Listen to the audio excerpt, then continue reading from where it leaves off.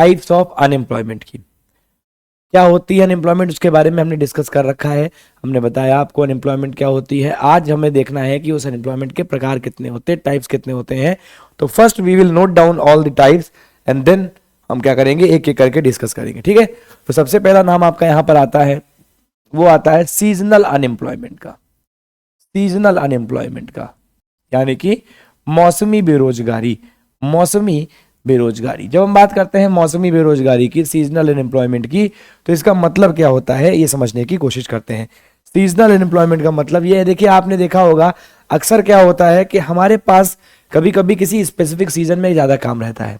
Specifically अगर हम बात करें तो एग्रीकल्चर सेक्टर में, जैसे मान लें अगर एग्रीकल्चर सेक्टर की बात करें, कृषि क्षेत्र की बात करते हैं, तो कृषि क्षेत्र में जब आपका जून जुलाई का महीना होता है, जून जुलाई का महीना होता है, तब आपके पास बहुत ज़्यादा वर्क रहता है, ठीक है। इधर आपका जब अक्टूबर नवंबर का महीना रहता है तब आपके पास बहुत वर्क रहता है। उधर आपके पास जब मार्च अप्रैल का महीना होता है तब बहुत काम रहता है। यानी कि अगर हम देखें तो इन तीनों जगहों पे बहुत काम है, इसके अलावा हमारे पास मार्केट में काम नहीं होता है, ठीक है। तो ये क्या है कि एक स्पेसिफिक सीजन में, एक स्पेसिफिक क्लाइमेटिक कंडीशन में हमारे पास क्या हुआ, बहुत सारा वर्क है और बाकी टाइम पे हमारे पास वर्क नहीं है।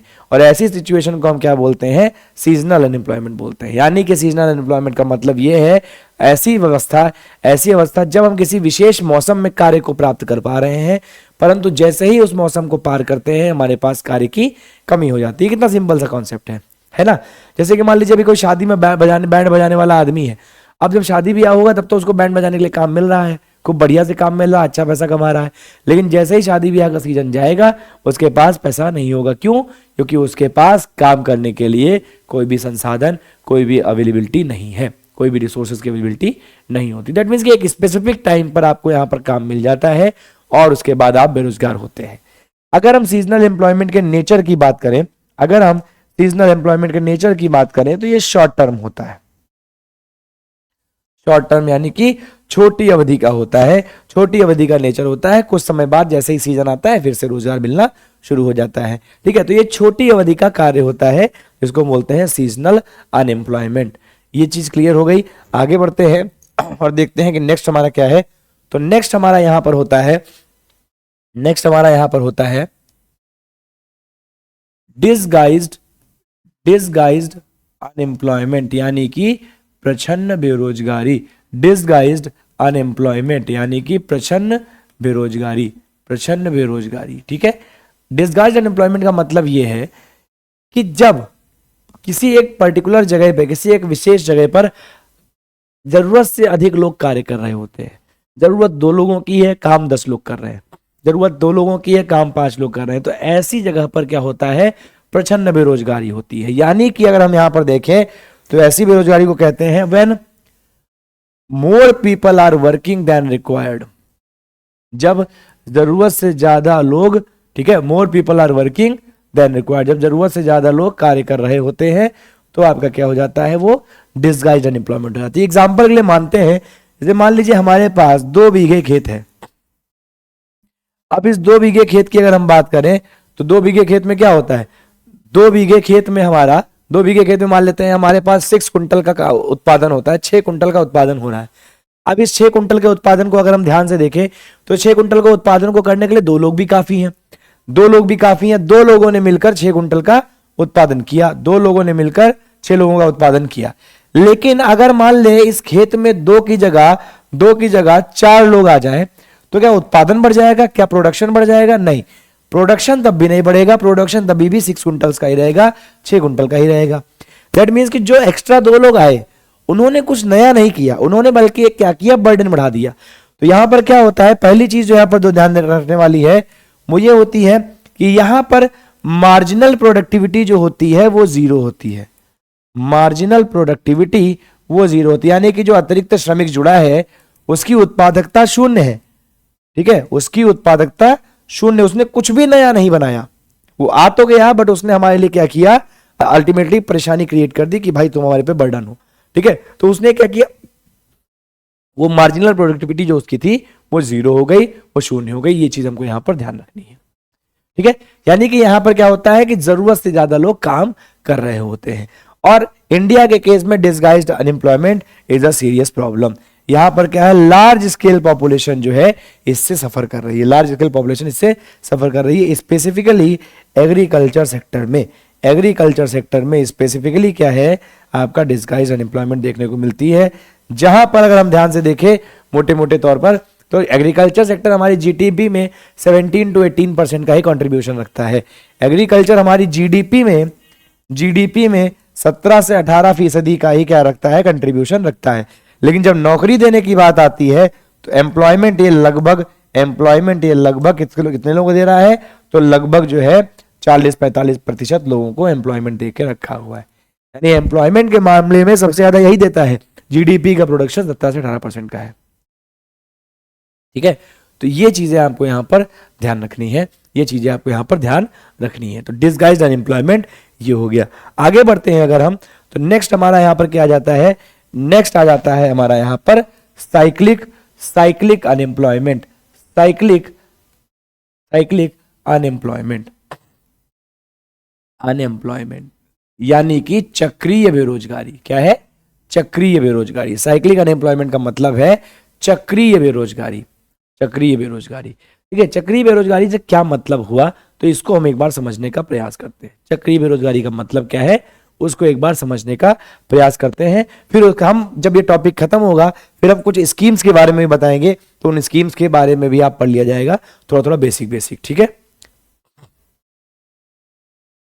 चलिए, तो क्या है आपका चक्रीय बेरोजगारी, इसको देखते हैं एक बार देखते हैं। बेसिकली क्या होता है कि अगर हम कोई बिजनेस कर रहे हैं तो उस बिजनेस में कभी ऐसा होता है कि डिमांड ज्यादा है, कभी ऐसा होता है डिमांड कम है ना। अगर मान लीजिए किसी केस में डिमांड ज्यादा है, तो अगर यहां पर डिमांड ज्यादा है तो क्या करना पड़ेगा, प्रोडक्शन यानी कि उत्पादन ज्यादा करना पड़ेगा। भाई अगर डिमांड ज्यादा है तो प्रोडक्शन ज्यादा करना पड़ेगा, और जब प्रोडक्शन ज्यादा करना पड़ेगा तो इसका मतलब क्या हुआ, जब डिमांड ज्यादा है तो प्रोडक्शन ज्यादा करना है, प्रोडक्शन ज्यादा करना है तो इसका मतलब लोगों को एम्प्लॉयमेंट देना होगा, लोगों को रोजगार देना पड़ता है। लेकिन अगर कभी ऐसा है कि मार्केट में डिमांड ही नहीं है, तो अगर मार्केट में डिमांड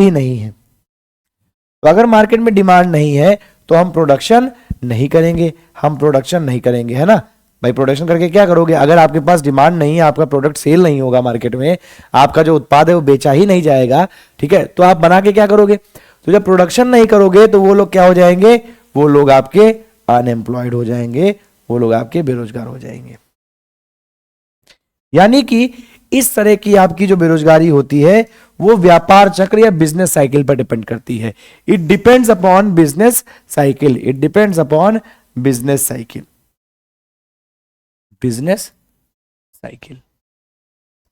ठीक है, आपका रिसेशन आएगा, नौकरियां नहीं मिलेंगी, इन्फ्लेशन आएगा, फिर से नौकरियां मिलना शुरू हो